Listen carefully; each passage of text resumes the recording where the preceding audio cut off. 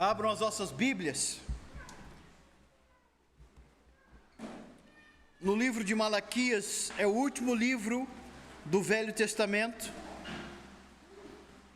portanto antes daquelas páginas em branco e antes do Evangelho de Mateus. Malaquias capítulo 3. Nós continuaremos a leitura da semana passada, são 2 sermões nesse texto. E portanto hoje leremos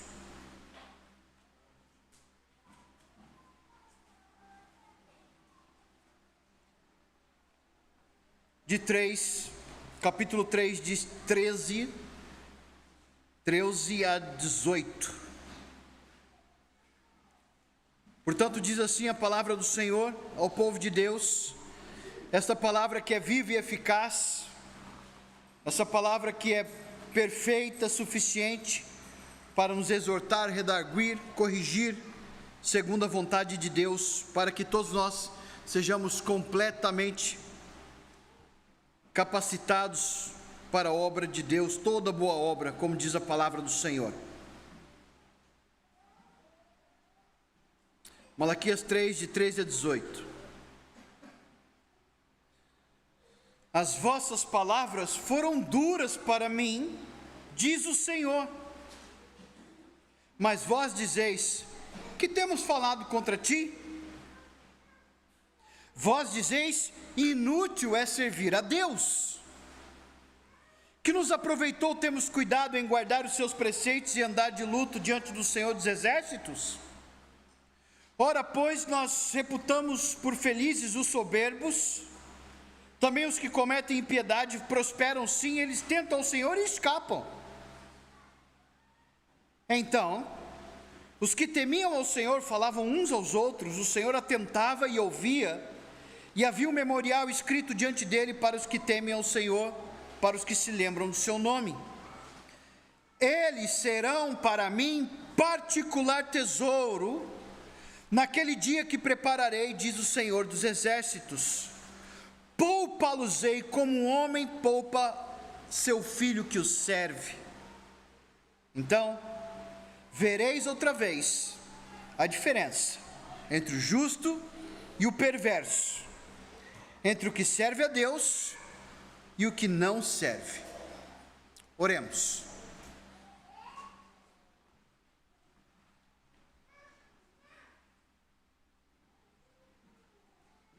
Pai, nós queremos pedir ao Senhor que o Senhor venha falar conosco nesta manhã, que a Tua graça venha controlar os nossos corações,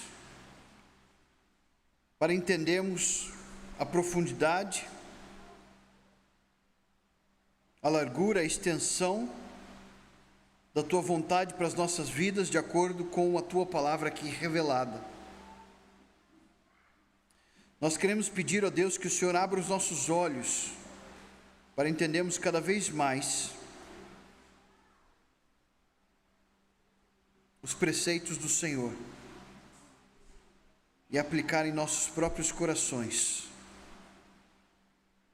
Nós pedimos a Deus que o Senhor nos ajude,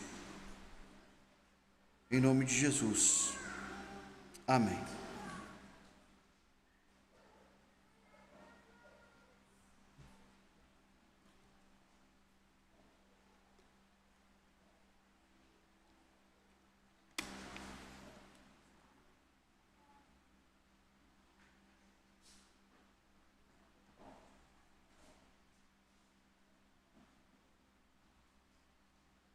Imagina, algumas pessoas dizem que em momentos perigosos da vida, ou momentos antes de um acidente, as pessoas refletem em tudo que falaram e pensaram como se fosse um grande filme diante delas. Me lembro de ser adolescente, estava num retiro como vocês, voltaram agora, a minha memória também, uma memória carinhosa desse tempo veio à minha frente, quando eu vi vocês aqui lutando para não dormir no culto, que eu também fazia isso quando voltava do retiro. Num desses retiros alguém me disse, algum pregador disse, que um dia nós teríamos que chegar diante de Deus e dar conta de todas as palavras e feitos do que nós fizemos. Isso trazia um certo temor no meu coração.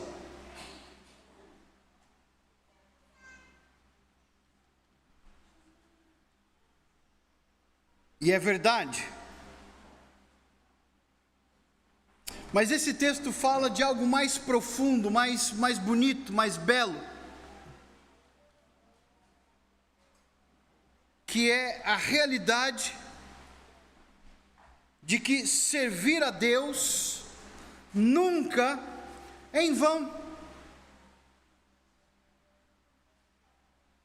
Esse texto nos mostra a exortação de um povo que pensa que é em vão viver as coisas para Deus.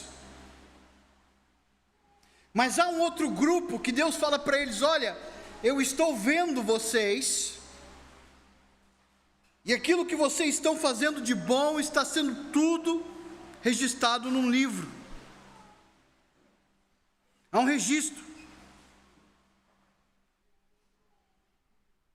Não sei se você se lembra disso, mas pronto, crescendo, quem é da minha época sabe que eu vi aqueles programas nas televisões brasileiras e portuguesas, em que o ator vinha, aí falava da história da vida dele, de quando ele era criança, e as pessoas aplaudiam, todo mundo vinha dar elogios, e eu sempre achei aquilo muito chato, porque aquilo é um tanto falso, não é? Muita gente vai lá e fala bem de você e tal, mas de uma certa forma, até o choro dos atores era um tanto falso. Ai, que alegria! Mas, eram atores, eles conseguiam chorar a hora que eles queriam. No entanto, imagina um dia estar diante de Deus, e nós vamos ter que dar conta de tudo aquilo que fizemos. O apóstolo Paulo fala que alguns vão fazer isso com ranger de dentes, mesmo sendo salvos, vão chegar diante de Deus e vão ter vergonha. Os que estão rangendo de dentes, melhor dizendo, eles estão no inferno, mas alguns vão fazer isso com lágrimas no céu, de uma certa vergonha diante de Deus, porque chegaram no céu pela graça e não fizeram tudo aquilo que deveriam ter feito. Eles não vão ser condenados, porque não há condenação para quem está em Cristo, mas vão ter que dar contas a Deus por aquilo que fizeram e falaram. Isso me traz muita esperança, porque nós não estamos descobrindo essa reunião antes dela acontecer, ou depois dela acontecer. Deus há muitos séculos vem dizendo para o seu povo: olha, aquilo que vocês fazem de bom e que é de acordo com a minha palavra, eu vou relembrá-los, porque está registrado.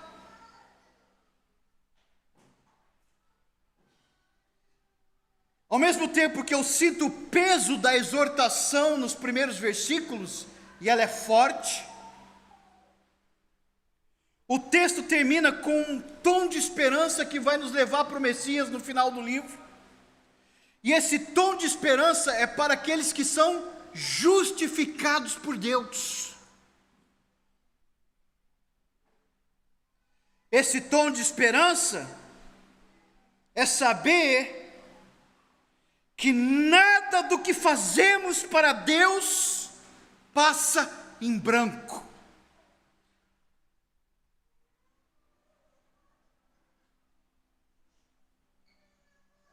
Ao mesmo tempo que deve colocar temor nos nossos corações,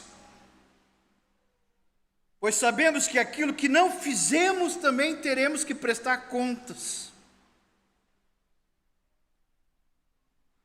Isso nos coloca muito temerosos diante de Deus, deve colocar os nossos corações humildes diante de um Deus soberano, que no seu amor e na sua misericórdia nos amou profundamente a ponto de nos escolher, segundo o começo do livro. Não somente nos ama, nos escolhe, nos capacita, nos traz numa aliança com o Espírito, cheia do Espírito Santo, nessa relação que temos com Deus. Ele nos deixa as Escrituras para podermos entendermos o plano dele, vivemos de acordo com as Escrituras, e também esquadriarmos o nosso coração, para ver se de alguma forma não estamos contendendo com Deus. Mas que grande esperança é, meus irmãos, ainda que nenhum homem reconheça ou saiba o que tu fizeste para Deus, Deus sabe.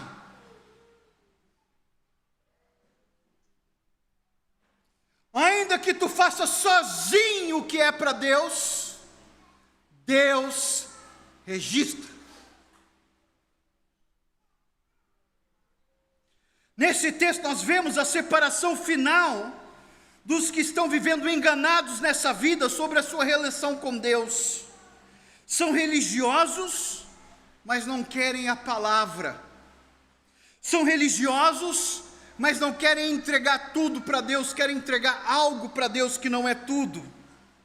Mas Deus é digno de tudo. Ele é o Criador de todas as coisas. É Ele que sustenta o povo que diz para Ele o que Ele deve fazer. Mas não pode.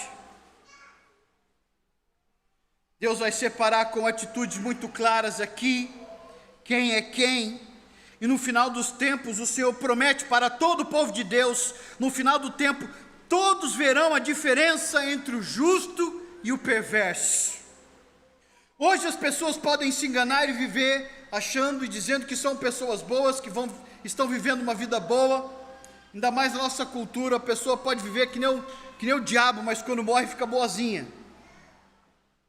A nossa cultura é muito assim. Mas diante de Deus, essas réguas que nós criamos para nós mesmos são inexistentes. Deus sabe, vê todas as coisas, de acordo com o texto que lemos na semana passada e nessa semana. Ele deixa claro para nós, Ele é o mesmo ontem, hoje, eternamente. Ele é todo poderoso, Ele é todo sapiente, Ele sabe de todas as coisas, Ele mantém todas as coisas, e Ele dá tudo o que nós necessitamos para que vivamos uma vida de acordo com a vontade dEle. Inclusive, para o povo de Deus, o seu próprio Espírito, pois de nós mesmos nós não conseguiríamos fazer uma coisa sequer para a sua glória, se não fosse pelo seu poder. No entanto, há dentro de nós, e por causa disso ainda mais, para aqueles que vivem como cristãos, e conhecem a Deus, e foram resgatados pela graça de Deus, e agora vivem em comunhão com Deus, a responsabilidade de viver para o nome de Deus. Vocês verão a característica entre uns e outros. A fé daqueles que estão sendo exortados aqui é o que nós vimos na semana passada, e eu gostaria de ressaltar. Aqueles que estão sendo chamados por Deus, chacoalhados por Deus, para que eles tenham um choque de realidade, são aqueles que estão vivendo no seu próprio coração uma fé que é imediatista. Eu fiz o que é certo e então eu quero o resultado do que é certo agora. É uma fé circunstancial. Eu farei para Deus se isso ou aquilo estiver bem. É uma fé pragmática. Ou seja, eu só faço aquilo que parece-me bem, se der certo eu faço, sem pensar que aquilo pode ser um sucesso aparente e desregrado. Eu não sei como você entrou aqui nessa manhã, mas é uma realidade que você precisa olhar no seu próprio coração. Você pode estar bem diante dos homens, mas alienado diante de Deus. Você pode estar até mal consigo mesmo, mas pelos motivos errados. Você pode estar de bem com a vida, pelos motivos errados. O fato é que todos nós estaremos diante de Deus, crentes e não crentes. Os crentes com responsabilidades para galardão, e aqueles que não estão em Cristo vão estar condenados, porque viveram a parte de Deus, contendendo com Deus. Quando Deus diz sim, eles dizem não. Por isso, diante do livro todo, há características que precisamos olhar para dentro do nosso coração e pensar. Quem são esses que estão alienados de Deus?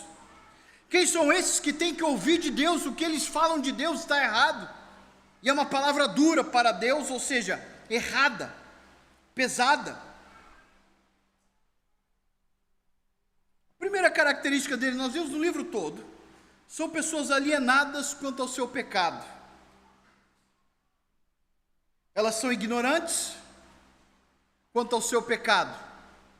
Mas, irmãos, diga-se de passagem, ignorância não é inocência. Ok? Se você passar por um sinal vermelho, você pode até dizer para o guarda: olha, não sabia que fechou. Você continua culpado.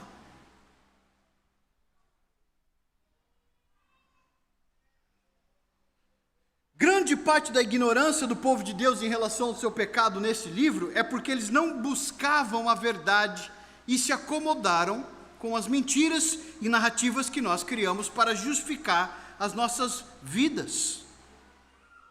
Pelo contrário, a segunda característica deles é que todos eles desconfiavam de Deus. Se Deus fala uma coisa, eles questionavam. Na semana passada, Deus fala para eles: vocês me roubam. E eles respondem para Deus: em que te roubamos? Nesse texto que acabamos de ler, Deus fala: vocês falam contra mim. Em que falamos contra o Senhor? E Deus revela as características do coração deles, e fica claro para nós que essas pessoas não são ensináveis, e elas progridem não no que é bom, elas progridem na desobediência. Veja o aumento da gravidade. No capítulo 2, versículo 17, Deus fala que eles cansam eles. Deus está cansado deles. Eles enfadam o Senhor com as palavras. Só que agora Deus fala que as palavras dele não só cansam o Senhor, há um progresso. As palavras dele são contra o Senhor. É isso que quer dizer uma palavra dura. Contra mim, contra o meu caráter, contra eu sou. Não é porque Deus é coitadinho e ele está magoado, Deus ficou triste pelo que eu falei. Deus não é afetado por nós. Pelo contrário,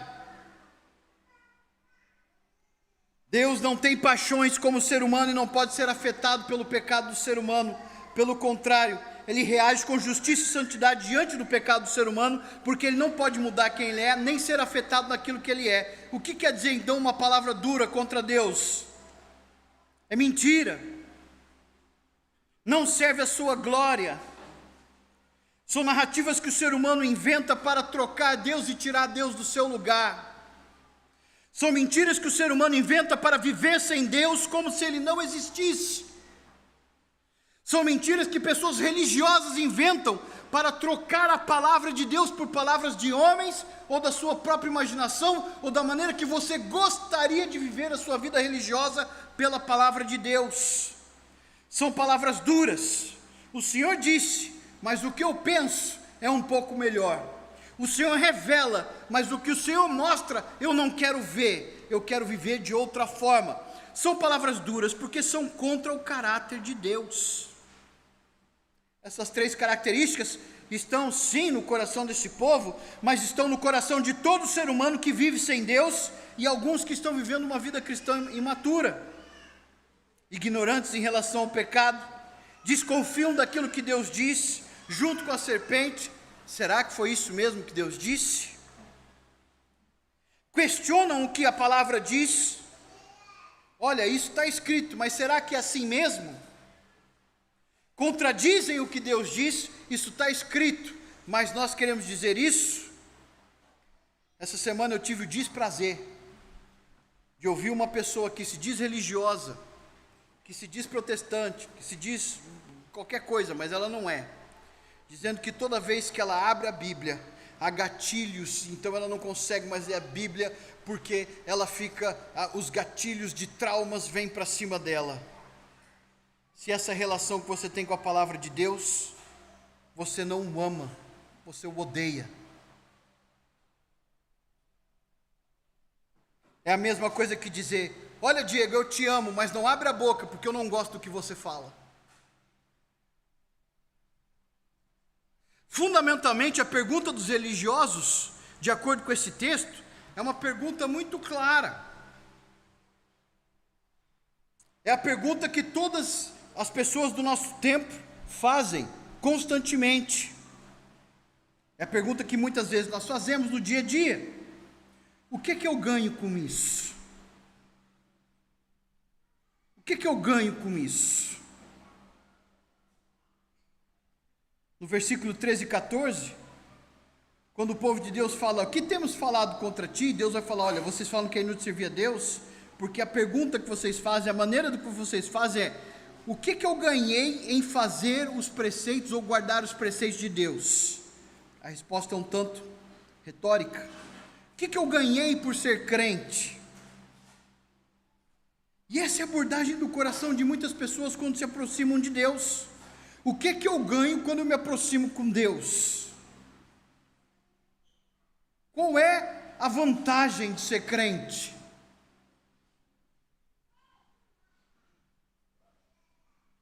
E há pessoas que passam a vida toda se perguntando o que é que eu ganho com isso, o que é que eu ganho com aquilo, e montam e constroem a relação da vida dela, familiar, sociedade, religião, todas baseadas nesse sentimento que é extremamente centrista em si mesmo. O que é que eu ganho com isso?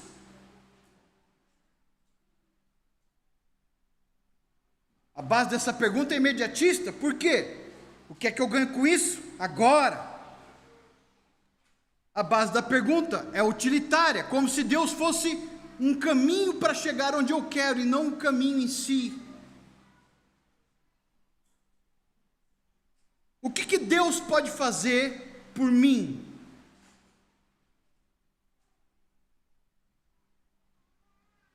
A base da pergunta é aparência e circunstância. O que Deus pode fazer por mim? Agora.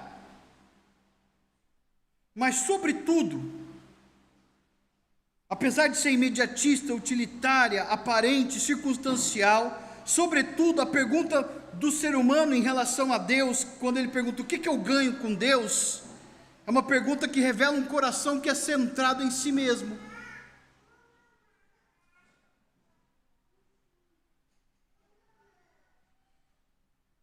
O que eu ganho por ser membro dessa igreja? O que eu ganho por fazer o que Deus mandou eu fazer?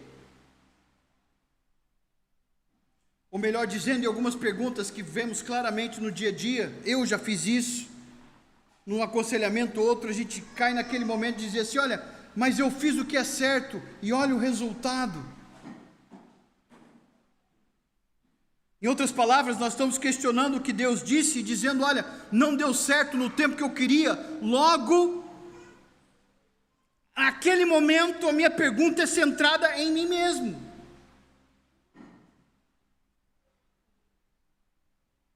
Como assim? O que nós ganhamos em fazer o que Deus quer?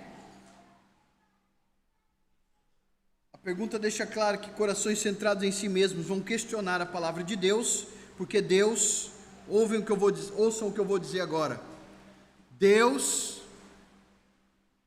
não é, nem nunca vai ser o teu servo.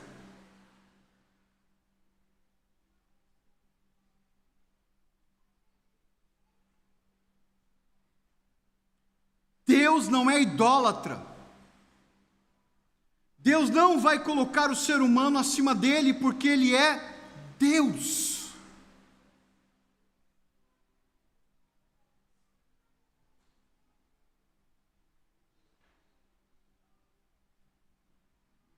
A única resposta para Deus correta é nós entendermos que um coração centrado em si mesmo deve morrer para que o coração que é centrado em Cristo viva.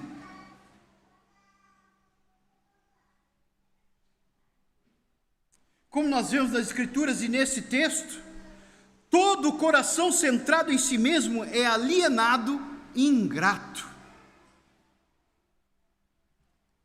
Todo coração centrado em si mesmo é alienado e ingrato.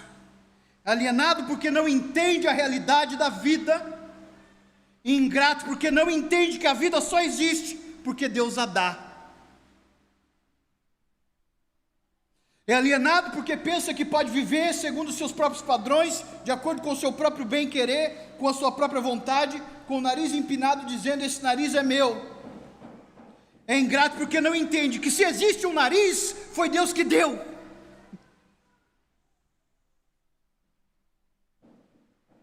É como o povo no deserto, em Números capítulo 14, você pode ler em casa de 1 a 4, eu vou ler rapidamente para os irmãos. Números capítulo 14, de 1 a 4, um povo que, alienado do seu pecado, age com Deus como se eles fossem merecedores da bênção de Deus, ou se Deus devesse alguma coisa para eles, porque eles fizeram algo bom, e agora Deus deve para eles. Pelo contrário, o coração deles é revelado nessas murmurações, diz a palavra do Senhor, Números 14, de 1 a 4, levantou-se, pois, toda a congregação e gritou em voz alta, e o povo chorou aquela noite. Todos os filhos de Israel murmuraram contra Moisés e contra Arão, e toda a congregação lhes disse: tomara tivéssemos morrido no Egito, ou mesmo no deserto. E por que nos traz o Senhor a esta terra para cairmos à espada, e para as nossas mulheres e nossas crianças sejam por presa? Não nos seria melhor voltarmos para o Egito? E diziam uns aos outros: levantemos um capitão e voltemos para o Egito. Eles não têm ideia, eles estão tão alienados à realidade de Deus, que preferem viver na escravidão, do que experimentar, no meio do sofrimento, o livramento de Deus. Preferem ter a ilusão do bem-estar na escravidão do pecado, do que viver na liberdade de Deus. Todo o coração centrado em si mesmo é imediatista, como o povo de Deus naquele momento. É óbvio que nós conhecemos a história, e Deus vai usar Moisés para oração, Deus vai abrir o mar vermelho, nós sabemos do que Deus vai fazer, mas o imediatismo nos impede de passarmos pelas ansiedades e sofrimentos que vão ser supridos pelo próprio Deus para o nosso próprio bem e crescimento. Faz-nos olhar para Deus e perguntar: por que estamos aqui agora? Porque eu não quero estar aqui agora. Um coração centrado em si mesmo quer que Deus faça agora, nesse momento, como uma criança mimada que perde um brinquedo naquele momento.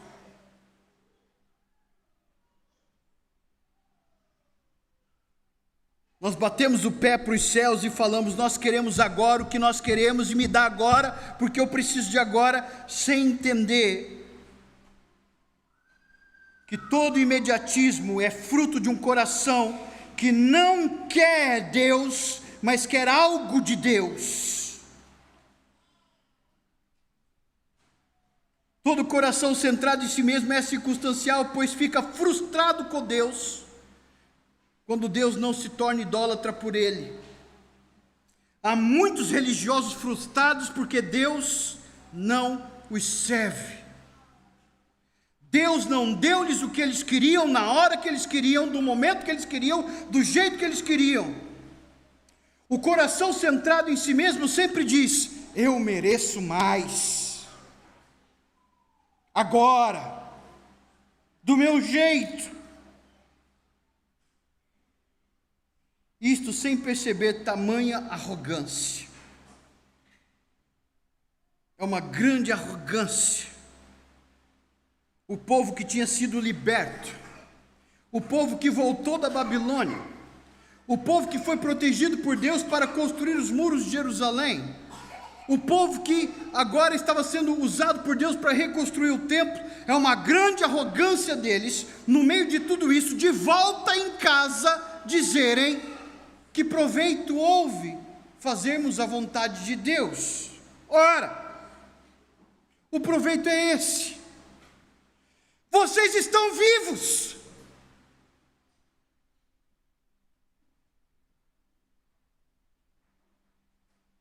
Muitos de Israel morreram à espada, de acordo com os profetas Amós, Obadias, principalmente Amós.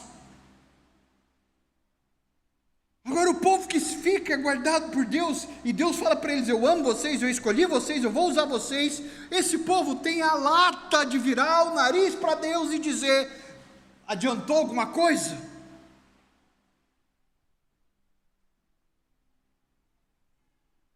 Uma arrogância muito grande, meus queridos irmãos.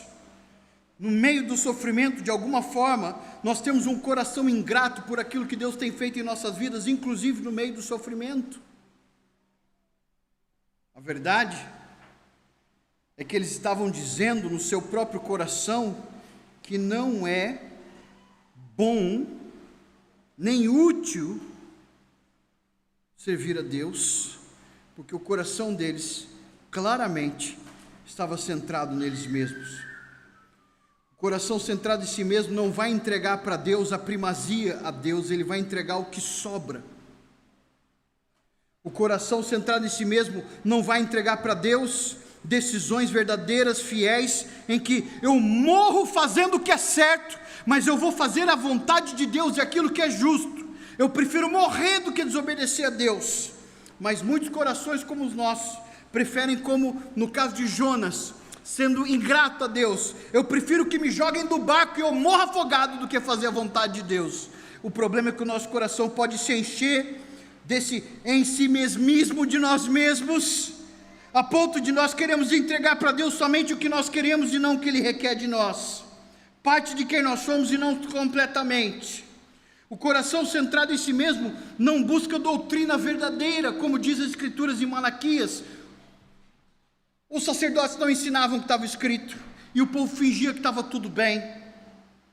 Começa no culto, nós não fazemos no culto o que Deus requer, nós fazemos o que nós queremos. Não importa se Deus não revelou, ou se não é exemplo, não importa, a gente faz o que a gente quer no nosso culto, afinal de contas é para Deus, Ele aceita o que a gente faz. Claro que não, esse é um coração centrado em si mesmo. Você não quer um Deus, você quer um palco para fazer o que você quer.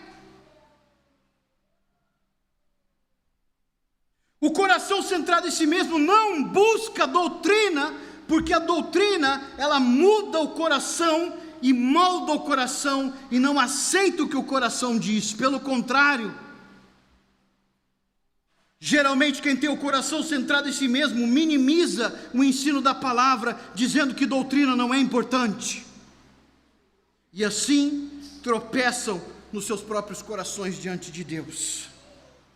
Porque um coração centrado em si mesmo não é ensinável, ele não quer mudar. Um coração centrado em si mesmo tem uma visão de si mesmo que é tão boa, que já acha que é justo e aquilo que ele faz é bom.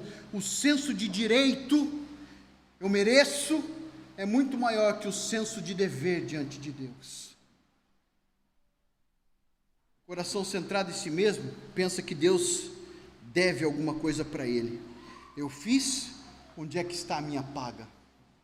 Eu ouvi, onde é que está meu lucro?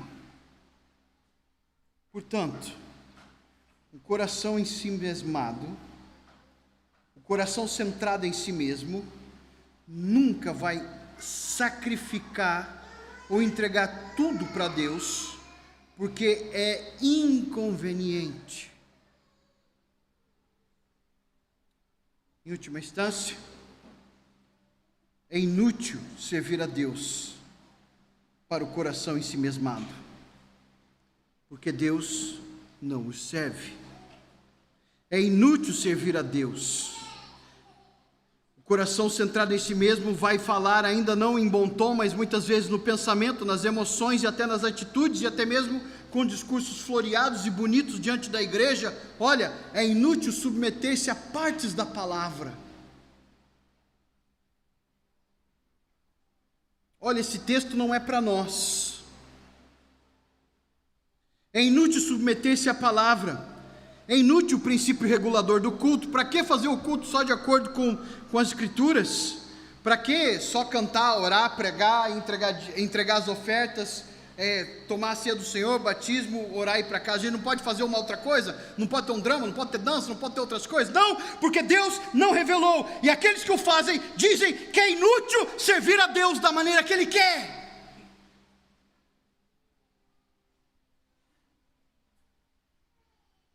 É inútil inútil entregar sacrifício a Deus porque não nos é conveniente. É inútil servir a Deus porque Deus não nos serve. Quantas vezes nós pregamos o Evangelho e a resposta das pessoas: isso não é para mim, não é mesmo não. E a nossa oração é: Senhor, quebra o coração dessa pessoa, para que ela não seja tão egocêntrica na sua vida, que ela não consiga entender que Cristo morreu na cruz para pagar os pecados daqueles que se arrependem de viver para si mesmos e entregam-se para Deus. É tão inútil servir a Deus no coração dessas pessoas, que eles sentem inveja de pessoas arrogantes, mas que prosperam aos olhos deles. O seu coração centrado em si mesmo minimiza todas essas coisas, o ensino, que fariam eles enxergar a realidade, que a aparente prosperidade daqueles que são arrogantes diante de Deus, ela é imediatista, ela é circunstancial, mas ela é também uma declaração cósmica de que Deus os abandonou. E a única coisa que eles vão ter nessa vida é dinheiro. Felicidade mesmo? Não. Paz? Não.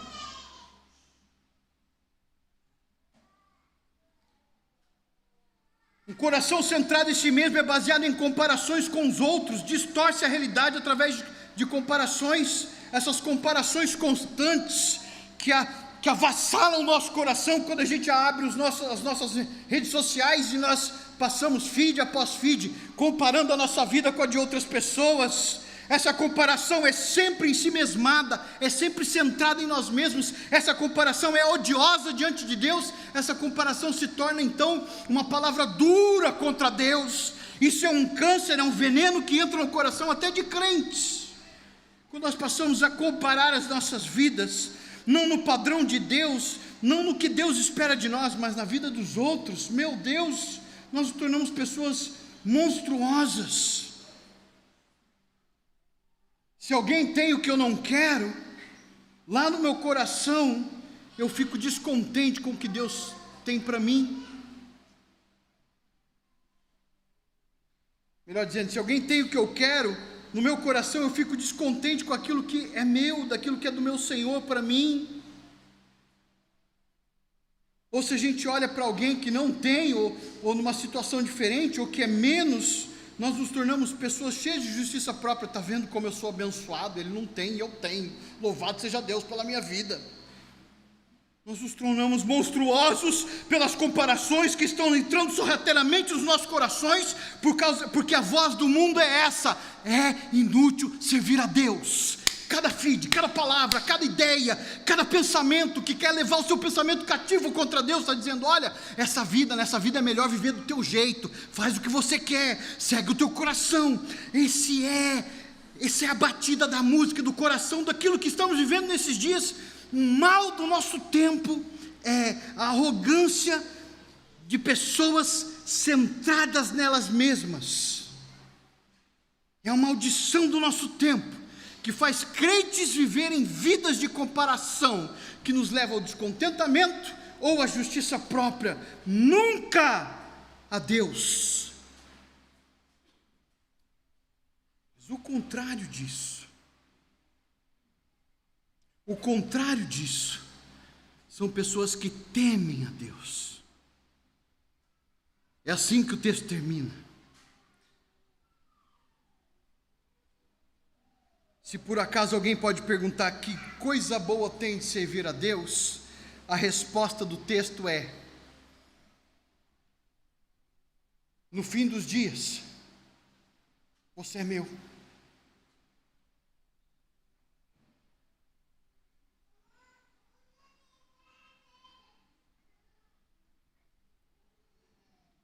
A diferença, fica tão clara a diferença entre aqueles que são de Deus e não são nesse texto, é que aqueles que são de Deus estão lutando contra Deus e falando contra Deus.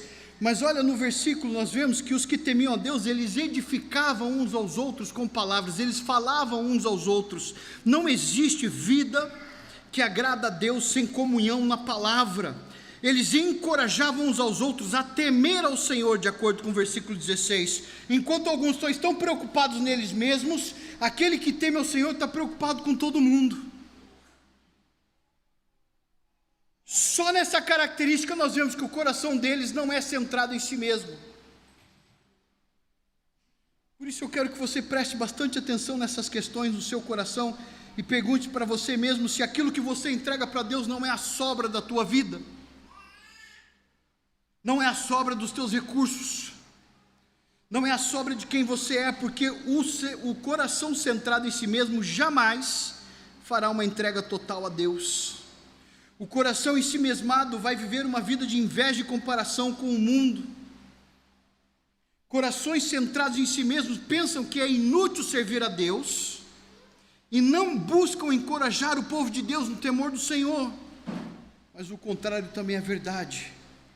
O coração que está voltado para Deus, que volta para Deus, que se arrepende e vem para Deus, é um coração que diz: Senhor, eis aqui a minha vida, tudo é teu, tempo, fôlego, recurso, não há nada que foge à tua soberania e primazia na minha vida. O coração em Cristo, completo, de entrega total, não tem vergonha de dizer, como o apóstolo Paulo disse em 1 Coríntios capítulo 15, versículo 58, ele diz assim: portanto, meus amados irmãos, sede firmes, inabaláveis e sempre abundantes na obra do Senhor, sabendo que no Senhor o vosso trabalho não é vão. Vamos todos falar isso para nós todos em voz alta. A última frase, as últimas frases do versículo. Sabendo, todos juntos? Sabendo que no Senhor o vosso trabalho não é vão. Por que o nosso trabalho não é vão?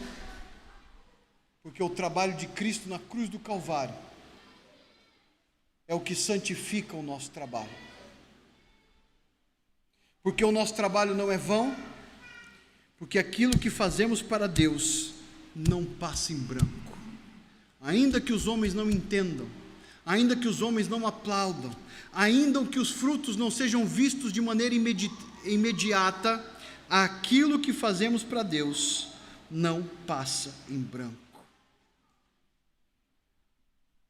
Se você tem vivido para você mesmo e tem pensado em teu coração que é inútil servir a Deus, ainda que seja em áreas da tua vida cristã, ou se você está aqui que nunca entregou a sua vida completamente para Deus, e você tem vivido como se fosse inútil servir a Deus, hoje eu quero dizer para você: Jesus disse: aquele que vir a mim, de maneira nenhuma o lançarei fora.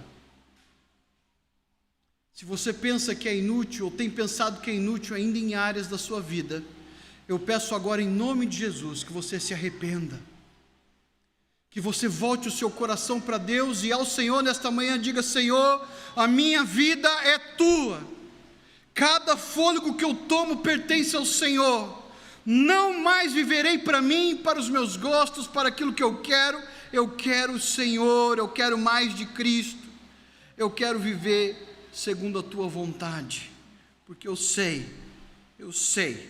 que tudo aquilo que é para o Senhor tem o real resultado da vida, a vida eterna. Venha ao Senhor nesta manhã, venha ao Senhor arrependido, e nunca diga a si mesmo: é inútil servir a Deus. Venha ao Senhor arrependido e pregue para si mesmo: o que nós fazemos em Deus, para Deus, de acordo com Deus, sempre vai resultar em glória de Deus e satisfação das nossas almas. sempre vai resultar em alegria eterna e perene, ainda que haja sofrimentos momentâneos. Vem para Deus agora e entrega tudo para Ele, pois nunca é inútil servir a Deus. Sempre é satisfatório na caminhada cristã o prazer de viver a paz e o amor de Cristo num mundo confuso e caótico. A única coisa que vale a pena mesmo é servir a Deus. Vamos orar. Pai, ajuda-nos, ó Deus, a tirarmos do nosso coração qualquer sentimento de que é inútil servir a Deus. Pelo contrário, ajuda-nos a encorajarmos uns aos outros para as boas obras, e todas estas registradas, porque foram escritas pelo poder do sangue de Cristo. Nós oramos em nome de Jesus. Amém.